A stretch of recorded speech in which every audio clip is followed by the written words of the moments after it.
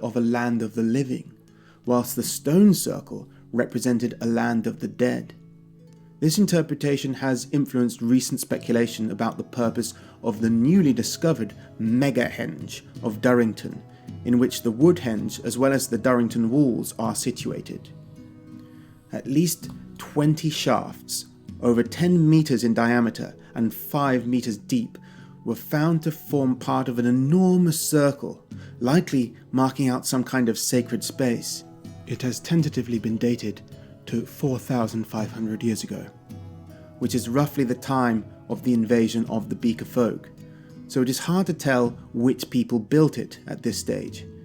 It was either a final stage of the megalithic culture's most famous work, the Stonehenge complex, or it was a new monument from the Bell-Beaker invaders, intended to rival and even outdo the megalithic structures of the previous inhabitants of Britain.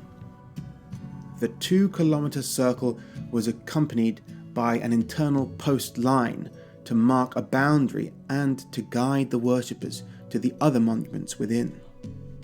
This fascinating archaeological discovery in England coincided with equally fascinating genetic discoveries about the Neolithic people of Britain and Ireland.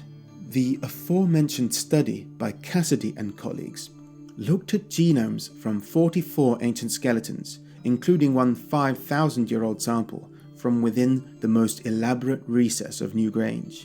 Labelled NG10, it was discovered that he was the son of parents who were so closely related that they were likely either brother and sister or father and daughter. This kind of inbreeding is always taboo in cultures around the world, but when we do see it, it is usually among a semi-divine elite of god-kings whose divine lineage must be preserved by breaking the taboo of incest. We see a similar thing among the ancient Egyptian pharaohs, whose civilization flourished a little after that of the megalith builders. King Tut was discovered to have been so inbred that he was disabled. The new study also identified relatives of the inbred Newgrange god king within 2 other passage tomb complexes. Carrowmore and Carrowkeel are about 150 kilometers west of Newgrange, and they predate the construction of Newgrange by several centuries. It was discovered that these related elites from passage tombs formed a genetic cluster distinct from the common folk around them. Folks, that was God Kings of Neolithic Ireland and Britain, megalithic documentary, and that is Survive the Jive. That is the YouTube channel. If you are interested in checking out, I would highly suggest, if you are interested in the mysteries of the ages and the ancient times and where we come from. And this, of course, is All Minus One. Welcome to the channel. Please like, share, subscribe. If you guys are new here, I'm Bill. I also have a live show called The Ends Justify the Memes. It is on a different channel. So you can go over to YouTube, type in The Ends Justify Memes. It should come up. We are on D-Live. We go live every Wednesday at 7 p.m. And we're pretty booked for guests for the next month out or so. So it should be my co-host and producer and myself talking to various people. You can also find me. That is All Minus One, the content I make on my own at Locals, Rumble, Subscribestar, and PeerTube.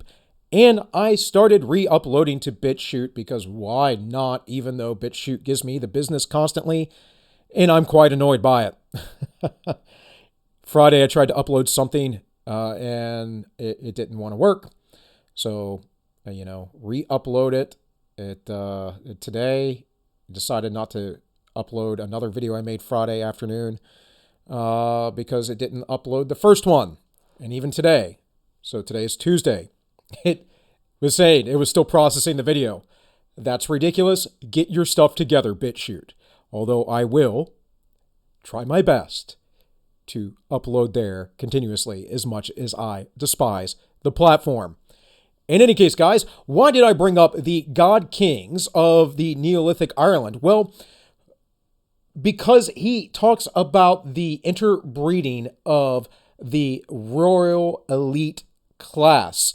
And often I like to bring up history on my channel, and that you have to understand that where we come from is truly no different than where we are at, other than the immense technological gains we have had. That's pretty much it. People are still people. As the book of Ecclesiastes says in the Bible, there is nothing new under the sun. Men act exactly the way men acted 4,000, 5,000, 6,000 years ago as they do today. We seem to have a line of arrogance, amongst most people, thinking that we're better because we have technology. For the most part, we're actually weaker and stupider, more docile and more controlled. Then again, these God kings, as you would call themselves that, God kings, they're people that had great monoliths built to them. Well, why? Why did this happen? Why did they have those monolithic structures built for them, the same as in other ancient cultures around the world? Well, apparently they were strong men. They were men of intelligence, men of great renown, as the scriptures briefly talk about in the book of Genesis. But more importantly, what I want to go through, again, is this common ideal of intermarriage amongst the royal ruling class elite. Because, see, they think they are something special, and they have the divine rights of kings. Folks tend to believe that's some sort of Middle Age perspective. That's the perspective that's always existed, folks. It's the same reason why the people today who are in charge, who are the elitist, believe that they are better than you and have the right to dictate your life, which is why people like Klaus Schwab at the World Economic Forum do the things that they do the leadership things that they do, put their plans into place, try to gaslight you about capitalism can't continue in a free market, as if we've had a free market in 100 years. Because we haven't, folks. We haven't had one in the United States since 1913, when the central bank was put into place. So let's read a little bit about intermarriage from Wiki. I have some other articles, and hopefully this will not be an ultra-long segment today. But, I say that, and my long-windedness takes over. It says, royal intermarriage is the practice of members of ruling dynasties marrying into other reigning families. It was more commonly done in the past as part of strategic diplomacy for national interest. Well, if this was done in the past, then why do we see a similar pattern amongst folks who work in the media, in the government, and in big corporations? See, this isn't necessarily about just eugenics or keeping it in the family per se, as it is a matter of people who gain elite status are going to intermix with folks of elite status, which is why I always appreciate someone of any sort of elite status, any sort of pedigree, who has humility. The other thing that we have to understand is that the world was much smaller. There may have been a few million people, maybe 100 million people roaming the earth for millennia. And we have several billion now. And still, in the end, with that several billion, there is an elite. It's just a larger amount of folks than it once was. It says, although sometimes enforced by legal requirement on person of royal birth, more often it has been a matter of political policy or tradition in monarchies. In Europe, the practice was most prevalent from the medieval era until the outbreak of World War I. But evidence of intermarriage between royal dynasties in other parts of the world can be found as far back as the late Bronze Age, just as I was showing there.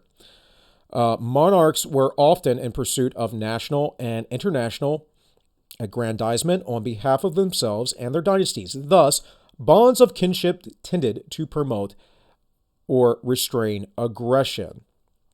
I think this is a nonsensical theory. Families have more infighting than practically anybody ever, right? We all know this.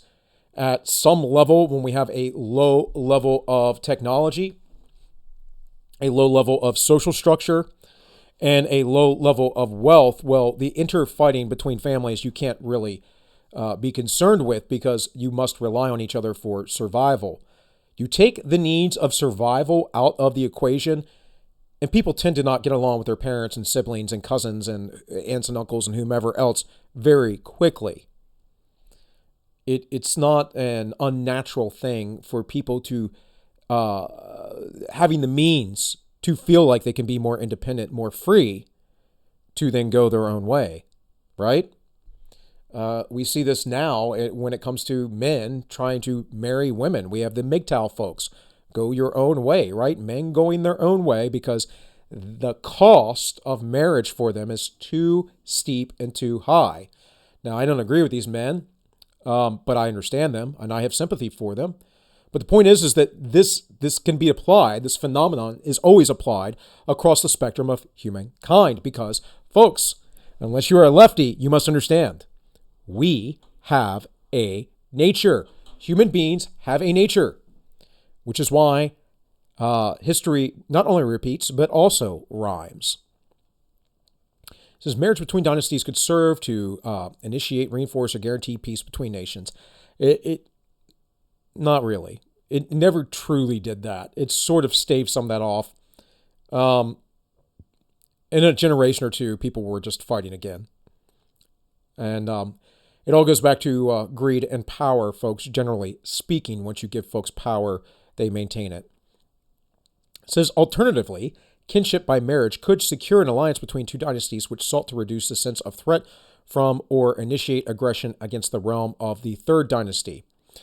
And what we actually see happen a lot historically is that the people respected the kings, and they were of the mindset that their kings, queens, whatever, were to represent gods.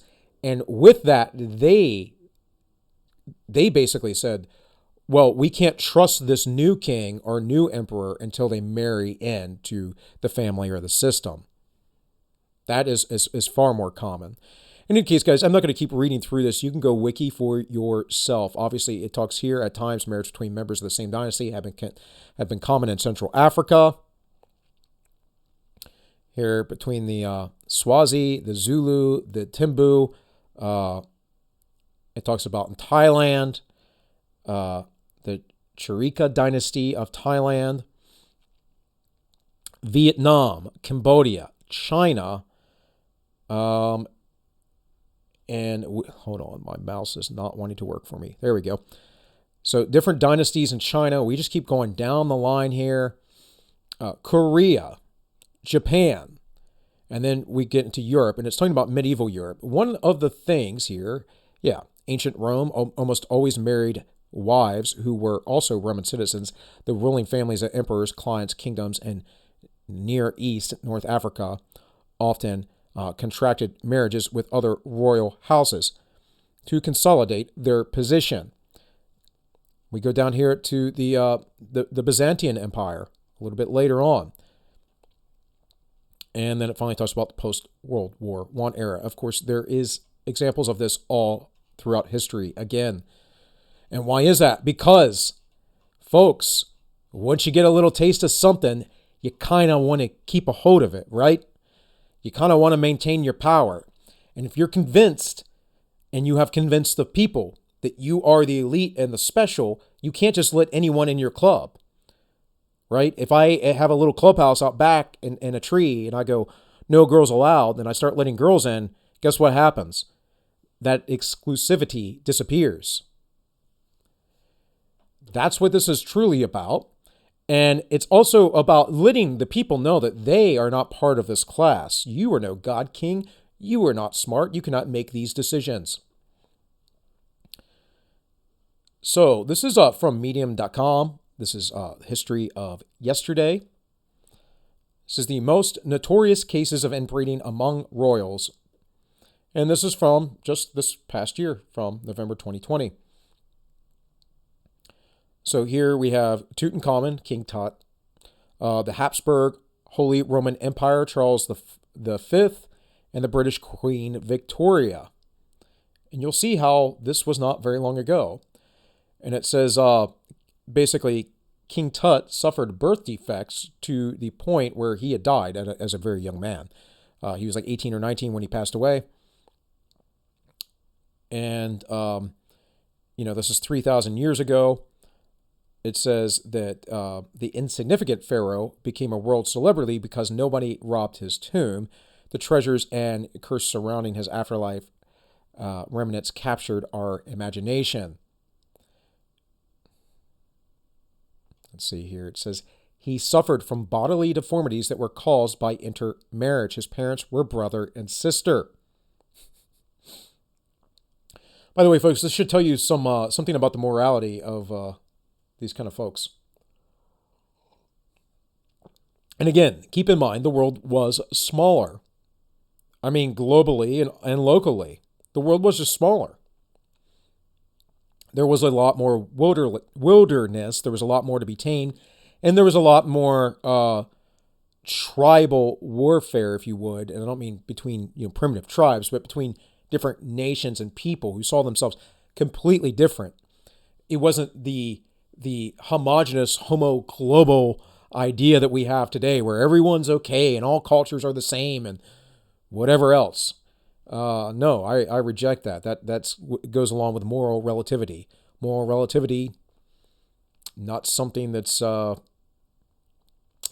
good concept or idea, and falls flat on its face to any form of logic or pressure, like reality from a pressure of reality. Just does not measure up.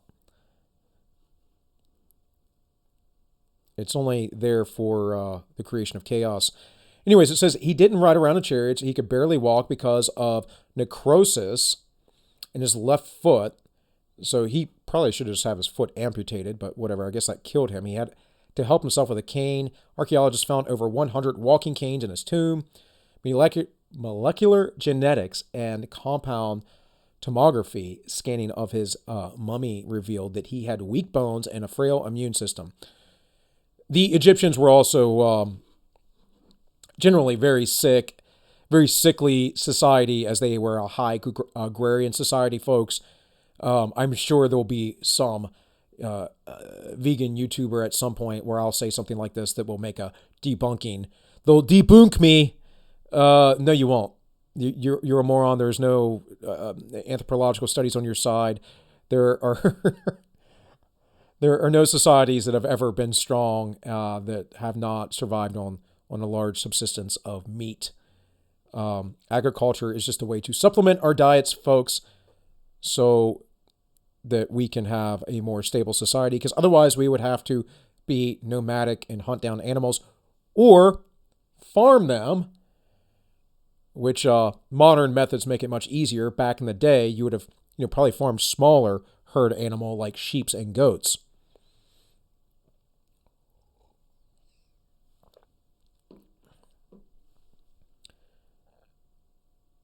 And of course, then we have here the Spanish royal dynasty went extinct because of the inbreeding. And that's the old Habsburg famous chin line. It says from 1516 to 1700, 9 out of 11 marriages in the Spanish branch of the Habsburgs were incestuous. Charles II of Spain, from 1661 to 1700, the last male heir of the vast Spanish Empire, was infertile. And that'll happen eventually. Same thing actually happens with poor diet as well, folks. So just bad health practices. At least marry your second or third cousin or something like that, right? That's how we do it here in the Appalachians. He could barely speak and had difficulty eating. He might have controlled enormous swaths of the planet, but his deformations controlled him. So Charles II of Spain was so ugly, his own wife was afraid of him. He was a sickly child right from birth. He suffered his suffering was not his fault. It was the fault of his family's desire to maintain a royal bloodline. With his death in 1700, the Spanish Habsburgs died out. The Habsburgs were infamous for their Habsburg Jaw, a medical condition where the lower jaw protrudes forward in such an extent that it is significantly larger than the upper jaw. This protruded jaw makes it difficult to close the mouth. And the last heir of the Russian Empire suffered from hemophilia, which I'm sure many of you knew about. It's pretty common knowledge. It says in 1918, the Bolsheviks executed the last Russian Tsar, Nicholas II, and his family. Among the deceased was the only heir of the Russian Empire, Tsarevich Alexei, of 1904-1918. Hopefully I pronounced that right. Actually, that's Tsarevich. Okay. Anyways. Even if the execution of the royal family hadn't happened, Alexei would have died early. Young Alexei suffered from a genetic condition called hemophilia. This meant that a defective X chromosome prevented his blood from clotting. Because of that, even the smallest injuries, such as a cut from a nosebleed, could cause him to quite literally bleed to death. In the case of hemophilia, women are carriers, yet men are the ones who suffer from this genetic condition. It says he inherited the defective gene from his mother, and Alexandra Fyodornova. Yes, okay. Alexandra got it from her grandmother, the British Queen, Victoria. The doctors once called hemophilia the royal disease. So again, just 3 quick examples, guys. This is a much larger article from historyanswers.co.uk. It says the dangers of royal inbreeding. Now, again, I'm not going to keep this segment too long today, but we can look at some of the things real quick here. I'm not going to read from this whole article. Let me make this bigly for everybody. So hopefully you can see that a little bit better. And again, this talks about the Spanish Habsburgs and their marriage to Queen Victoria's grandchildren. So you kind of see, like, the Russians, the Brits, and the Spanish, they're all intermarried, guys. And yes, they don't do this so much today. But again, start thinking about this in terms not of monarchies and dynasties, but who has control and power. Consider what I just showed you over here on Wikipedia about how this practice has happened all over the world. Considered this video, which you should go watch the whole thing. It's quite a good video, actually, where you're looking at in ancient Ireland and Britain, the original inhabitants still had their god kings who were intermarried. And start looking into the notion that people who work at Fox News, CNN, MSNBC, ABC, CBS, whatever big outlet, New York Times, the Washington Post, who might work might work in the government as well, or for the Federal Reserve Bank and all these other things. These people are in their own networks they're going to marry within. We tend not to mess with eugenics or inbreeding anymore. But I promise you, a lot of these folks still believe in at least the eugenics side of it. I promise you, they are just more careful about what they talk about and how they use their language.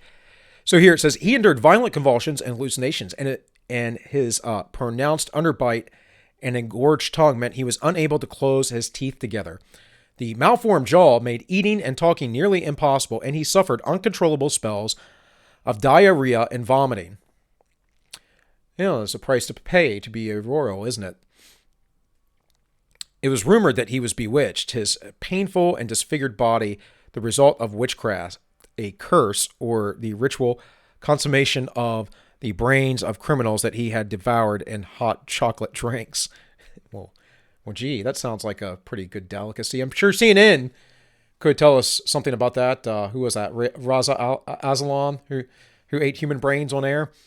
Anyways, but the truth was just as unsavory and much closer to home. Charles II of Spain birth defects were a result of the accumulation of over 2 centuries of inbreeding.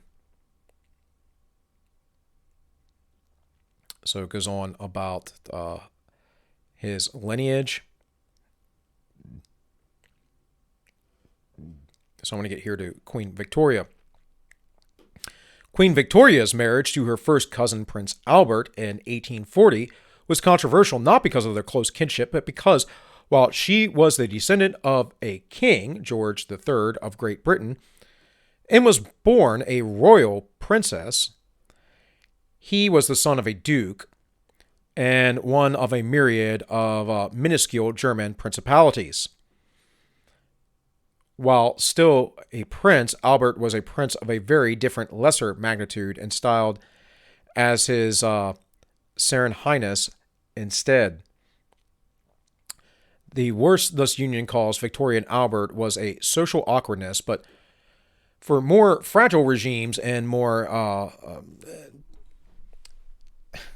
tempestuous political climates, the need to marry royal princes to royal princesses of the correct denomination, I almost said deformation there, denomination of Christianity, saw them look along their own family lines for unattached blue bloods of appropriate pedigree.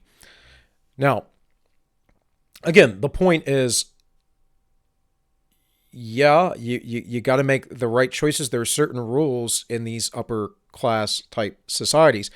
These people don't do it, of course, for love or anything else, but to just maintain the expectation of their power.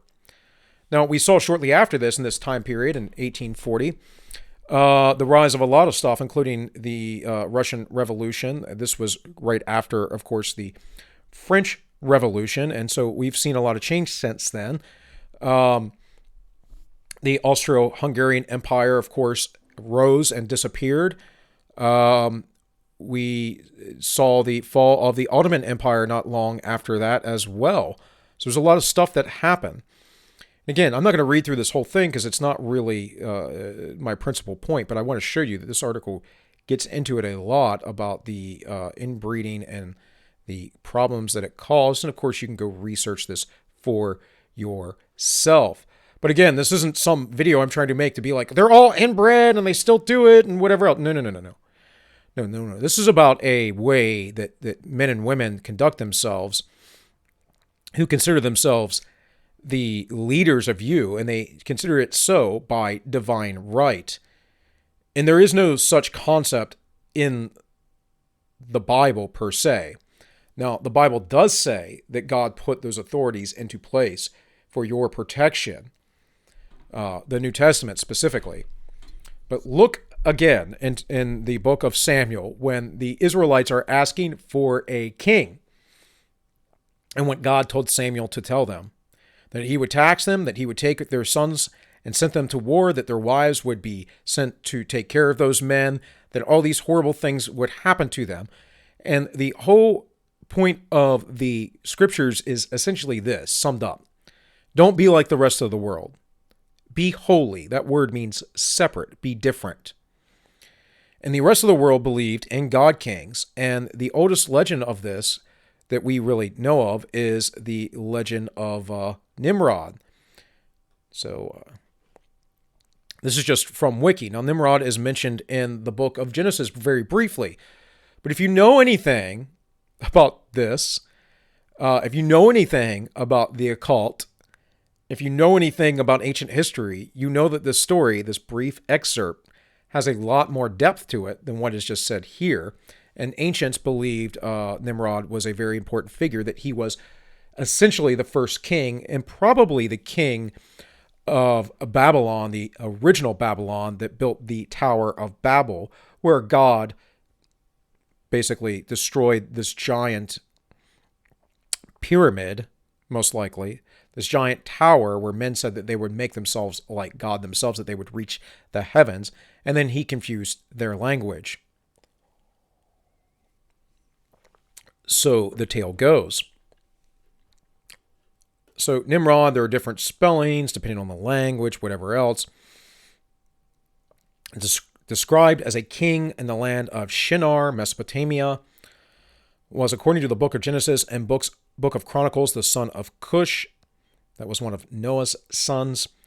The Bible states that he was a mighty hunter before the Lord and began to be a mighty in the earth. Now that before the Lord, from my understanding, I will reference something here in a second, the Jewish Encyclopedia, but that means also, or could mean, against the Lord. It says, in extra biblical traditions, association with him and the Tower of Babel led to his representation as a king who was rebellious against God. It says historians to have failed to match his historical figure. This is true. And some of them, they even talk about, conflation with Ninurata, a Mesopotamian god, and the Akkadian king Sargon, not the Carl Benjamin guy, but the ancient Mesopotamian king, Sargon, and, technically Akkadian king, but they all were in that Fertile Crest area. And if you go through, there's just a ton of stuff that we can look at, who he was, how he died, and whatever else. But the important part that I want to get into this is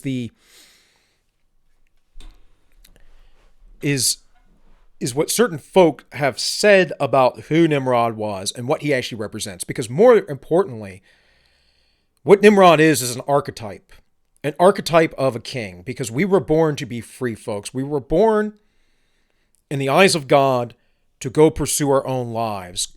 There's nothing in the Bible that says, oh, you must have a king, and the king must take you over, and you are not free. No, in fact, it's the opposite. The Bible says, well, we do have a king, right? We have Christ. But it also talks about God, the Father, and that's who we're following. When the Israelites asked for a king, what happened? Well, God said no, and then he gave them Samuel, who was a horrible king. And they wanted to be like the rest of the world. What eventually happened? Well, after Samuel, they got David, eventually Solomon, but their kingdom eroded. They were taken away by the Babylonians into captivity and slavery, where they came from originally, out of Egypt. And they forgot their religion. And once they were freed, centuries later, they had to relearn it. This, folks, is the story often in the scriptures. The being sold back into slavery, being taken captive by the world. This is a centralized message here. So this bigger point I'm making is that there is a nature of man, right? And this goes centuries, millennia back. And we have to understand this and quit arguing like we're something better than what we are. We are the beings that we are and the beings that we've read about from thousands of years ago. We have the same problems, the same concerns. And you need to start understanding that you were made to be free. And then a man like Nimrod, well, whether an archetype or a real person or not, he was not with God. So let's read this real quick. And by the way, folks, with that, Nimrod not being with God, neither are anyone else claiming to be a God king. Let me remind you very quickly, if you are not aware, the unforgivable sin in the Bible, according to Christ, is blasphemy. There is no sin in which cannot be forgiven except for blasphemy, and that is claiming to be God himself. Claiming to have the abilities of God. Son of Cush and grandson of Ham, his name has become... Okay, so Cush is Noah's grandson. I said... That's right. I said it was Noah's son, but close enough. His name has become proverbial as a mighty hunter, His kingdom comprised Babel, Erech, Akkad, and Calneh, in the land of Shinar. This is according to the Jewish Encyclopedia. In rabbinical literature, Nimrod is the prototype of a rebellious people, his name being interpreted as he who made all the people rebellious against God. Interesting. He is identified with Cush and Amraphel, the name of the later being interpreted as he whose words are dark. Let's see what it says here. It says he was also the first hunter. He was consequently the first who introduced the eating of meat by man. He was also the first to make war on other people. Now, I wouldn't know about this part, introducing eating meat by man. You only need to go back to the story of Cain and Abel. Seemed like man were eating meat before that, but perhaps the hunting of meat. But again, not saying that this source is imperfect. This is just what some rabbis have taught over the centuries.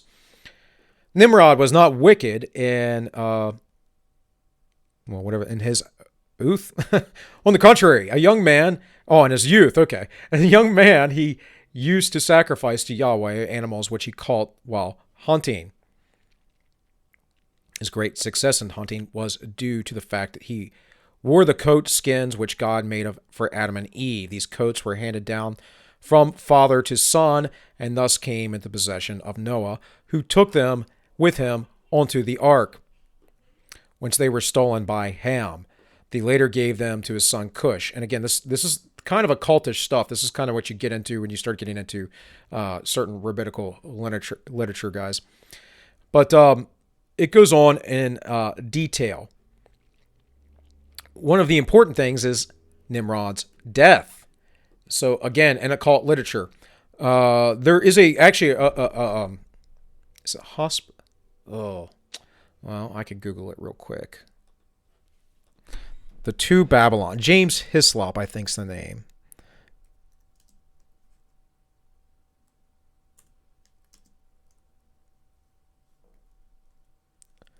You guys get to witness in real time me not being able to spell. Alexander Hislop, that's who it is. The Two Babylons. In fact, this is exactly what my copy looks like. It's very, very old. Anyways, interesting book talking about this, connecting the Babylons to papal worship and whatever else. I'm not saying I agree with the author, just saying that that is maybe a resource to explore for yourself.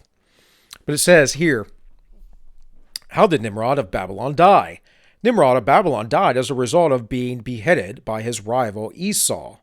The story is detailed in the book of Jasher, which is included in some versions of the Bible. Now, this isn't possible. I don't know why it would be in the book of Jasher, other than the book of Jasher isn't an actual book that was written, that is mentioned in the Bible, that it was a later copy, because according to the Genesis text, Esau came many, many years later.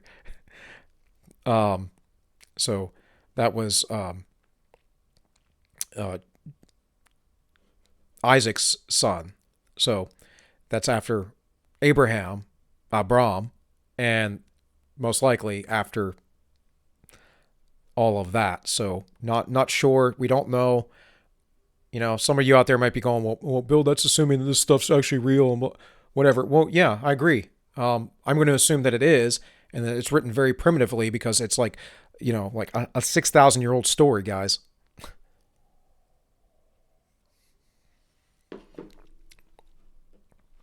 Nimrod, the hunter, is killed by his bitter rival Esau, who is himself a renowned hunter. Both Nimrod and Esau are so utterly consumed by jealousy toward one another that it's just a matter of time before one of them ends up dead. Unfortunately, Nimrod, this just happens to be him. One day, while he's out and about in the wilderness, Nimrod becomes separated from his men and gives Esau, who's been stalking him at a distance, the opportunity to strike against his bitter rival, which he does by cutting off Nimrod's head. Again, I would not agree with this account or story, but I'm giving it to you because it's just information. Esau came later. Esau himself was a hunter, right? his brother, if you didn't know, was to be named Israel, he who wrestles against God. His brother was the supplanter originally because he took the birthright of his firstborn brother Esau. They were twins, and Esau came out first. But he also sold his birthright to his brother for a thing of porridge, essentially, a bowl of soup. Said, "You can have my birthright. I'm hungry." Be careful what your actions are. Be careful what you wish for is kind of what that story is about. Said, "This is the story as it is recounted in the book of Jasher. Supposed to be a P there, if I'm not mistaken, which is part of the Apocrypha, those non-canonical books of the Bible deemed by certain Christians not to be divinely inspired. However, Esau makes an appearance in the book of Genesis, which most certainly is canonical. Here, the hunter notoriously sells his birthright to his brother Jacob, later named Israel, for a mess of pottage, which is stew made from lentils.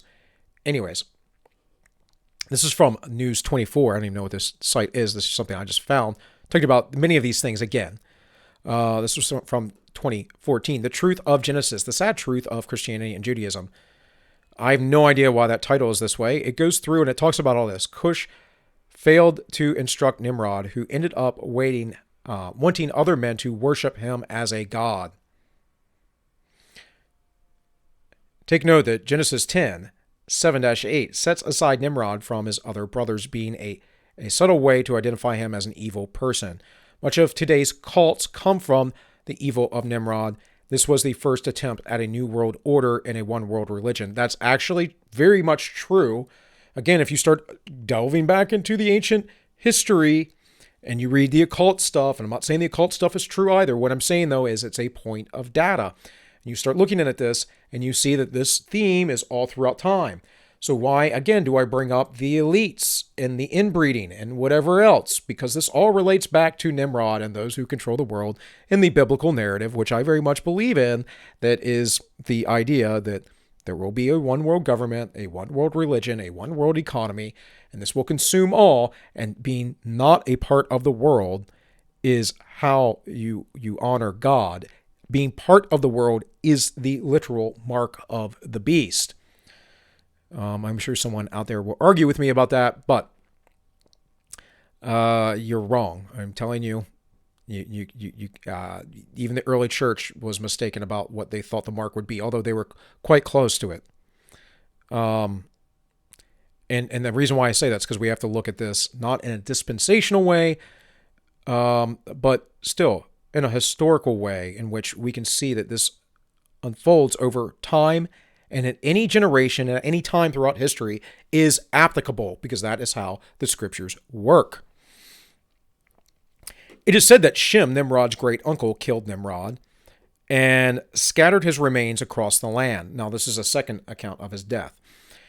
There was just one landmass at this time. The priest of Nimrod's proclaimed that Nimrod became the sun in order to continue his worship.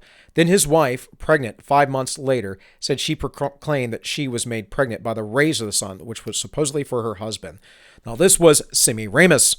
And down here it talks about this, the widow of Nimrod named Semiramis and her illegitimate son, Tammuz. Now, Semiramis, perhaps you have heard about because you watched the Zeitgeist videos some years ago, right? And they were saying how this is just a reflection of Jesus later on, blah, blah, blah. None of that's true. Okay. There is a great video that debunks this, which I will maybe put in the links here that you can find. But it goes through and it talks about this idea of astral theology, how it's a modern interpretation. There were some people in the early ages of Christianity during the 2nd century who were saying similar things. But Justin Martyr, who was essentially the first Christian apologist, he debunked all this stuff as well. Lengthy writings about it, comparing Christ to other gods and their virgin births and whatever else never happened. So again, take this with a grain of salt, but this is what the occult believes. If you are into Aleister Crowley, H.P. Blavatsky, and the Thule Society, if you are into the Theosophy, what's her name? Bailey. I can't think of her first name. And Alice A. Bailey and Christian Scientism. If you were into the ideas and myths within Freemasonry or other forms of co-masonry, skull and bones, all that stuff, this is what they teach. And what they really teach is that Semiramis, took Nimrod's penis and impregnated herself after his death. But some teach that Tammuz actually impregnated her somehow or another. And this goes into a reflection of the Egyptian gods and some of their stories. And it just repeats over and over again. So, guys, sorry if I seem to be meandering through all of this. But again, I just wanted to point out this very kind of old story, this very old idea, and give you some directions to think about this and see that how throughout time this has never changed. The elites think that they are better than you and therefore will do anything and everything to maintain your power, their power, that is, and to be exclusionary. They will exclude you in every way, shape, and form, to include they're going to interbreed within their little circles. Now, in days past, those circles were much smaller. The circles are getting larger and larger today. Well, that's exactly what we are seeing. There is an in-group and an out-group. And the in-group are those who worship the world, those who believe that power is the ultimate tool, that might makes right, that people cannot rule their own lives even if they're foolish. And trust me, guys, I get it. Like, I worked in a jail, folks. I know what stupid people are like. There are a lot of stupid people who get locked up in jail. You know what else? I also think those people have the right to live their own lives the way they wish, as long as they're not hurting other folks. I don't want to tell them how to live or what to do. The elites do. And the nature of man is written about, very old and very ancient. And our religious texts, the Bible or other religious texts, tell us about it. Right? Go read like Taoism or the I Ching or something like that. And you'll get similar answers. Go look at Buddhism. See what Buddha had to say about the world. Because though I don't agree with his final conclusions, I can tell you that Buddha was pretty based. Pretty based. You'd be surprised. Again, I just thought this was interesting because I watched that video the other day. This is a worldwide phenomenon, and it's for a reason. It's because we have a nature. And once people get power, instead of improving themselves, they focus more on maintaining power. This explains how Hollywood works. This explains how media works. This explains how academia works. This explains why we have such poor leadership, because, guys, it is the same folks for the last 50, 60 years in the United States who have been running things. Henry Kissinger still works for the federal government. This is insanity. And so whether they are literally intermarrying today or not does not matter. What matters is the ancient reality of man is still the reality that exists today. The only difference is our technology. And with that, guys, that's about all I have. Sorry if today was a little meandering and weird and whatever else. For some reason, I couldn't speak today. It happens.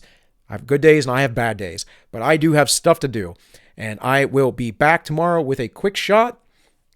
Of course, I have the live show, the Ends Justify the Memes, because tomorrow is a Wednesday. We will have our friends from the Weekly Narrative on there.